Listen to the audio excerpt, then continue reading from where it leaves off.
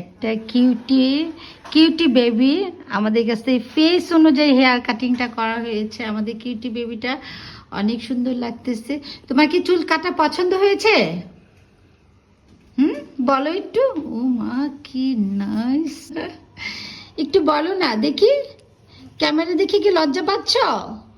হ্যাঁ, ও আচ্ছা আচ্ছা ঠিক আছে। দেখি পিছনটা দেখি, একটু ঘুরো তো দেখি। এই যে কি সুন্দর লাগতেছে। একটু মাথাটা নাড়া দাও তো জুড়ে জুড়ে করে। হ্যাঁ হ্যাঁ, মাথাটা একটু নাড়া দাও। হ্যাঁ, আরো জুড়ে আরো জুড়ে আরো জুড়ে করে নাড়া দাও তো। নাড়া দাও, জুড়ে জুড়ে নাড়া দাও। হ্যাঁ, ভালো করে একটু নাড়া দাও। ও মাশাআল্লাহ, আরো সুন্দর আরো সুন্দর হচ্ছে। দেখি আরো সুন্দর করে নাড়া দাও। হ্যাঁ, চুলটা, হ্যাঁ চুলটা অনেক পাতলা। আমরা ফেস অনুযায়ী হেয়ার কাটিংটা করেছি। ওকে ওকে, আমরা ফেস অনুযায়ী হেয়ার কাটিংটা করেছি। ফেস অনুযায়ী আমরা হেয়ার কাটিংটা করেছি। এটা চুলটা অনেক পাতলা ছিল, আমরা এত বেশি ভলিউম করে দিয়েছি। হ্যাঁ, অনেক সুন্দর লাগতেছে। এই যে এটা যখন দেখা যাবে এলোমেলো থাকবে তখন আরো বেশি ভালো লাগবে। এটা আসলে অনেক বাচ্চারা আছে কি যে আসলে চুল আঁচড়াইতে চায় না সারাদিনও।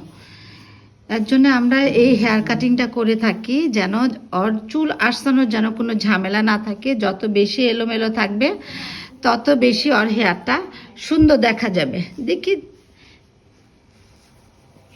এইভাবে দাঁড়িয়ে থাকো, তত বেশি এলোমেলো দেখা গেলে তখন আরো বেশি ভালো লাগবে। চুল এটা না আঁচড়াইলেও চলবে। আবার আরেকটু নাড়া দাও, আরেকটু নাড়া দাও।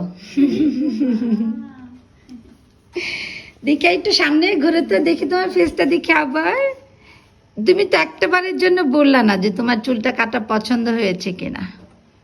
একটু বলো। পছন্দ হয়েছে, মুখে বলো। আমার দিকে তাকাও। তোমার কি পছন্দ হয়েছে চুল কাটাটা? বলো তো। ও তো অনেক ছোট্ট, এত একদম পুতুল একটা মেয়ে। আমাদের একটা পুতুল। ওকে, আল্লাহ হাফেজ।